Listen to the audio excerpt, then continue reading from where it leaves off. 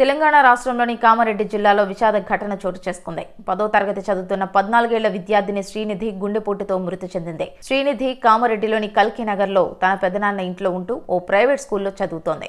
గురువారం ఉదయం టిఫిన్ తినకుండా స్కూలుకి బయలుదేరింది. స్కూల్ దగ్గరికి చేరుకునే లోపే ఒక్కసారిగా కుప్పకూలిపోయింది. వెంటనే సిపిఆర్ ఇచ్చిన ఆసుపత్రికి తరలించేటప్పటికీ మార్గమధ్యంలోనే ఆమె ప్రాణాలు కోల్పోయింది. 14 ఏళ్ల చిన్నారి గుండెపోటుతో మరణించడంతో స్కూల్లో కుటుంబంలో విషాద ఛాయలు అలుముకున్నాయి. శ్రీనిధి తల్లిదండ్రుల ఆవేదనను తీర్చడం ఎవరి వల్ల కావడం లేదు. చిన్నారి ఇలా చనిపోవడం అందరినీ కలిచివేస్తోంది.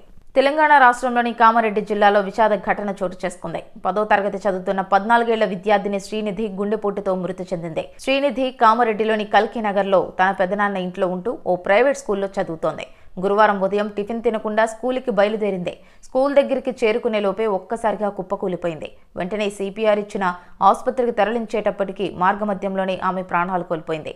14 ఏళ్ల చిన్నారి గుండెపోటుతో మరణించడంతో స్కూల్లో కుటుంబంలో విషాద ఛాయలు అలుముకున్నాయి. శ్రీనిధి తల్లిదండ్రుల ఆవేదనను తీర్చడం ఎవరి వల్ల కావడం లేదు.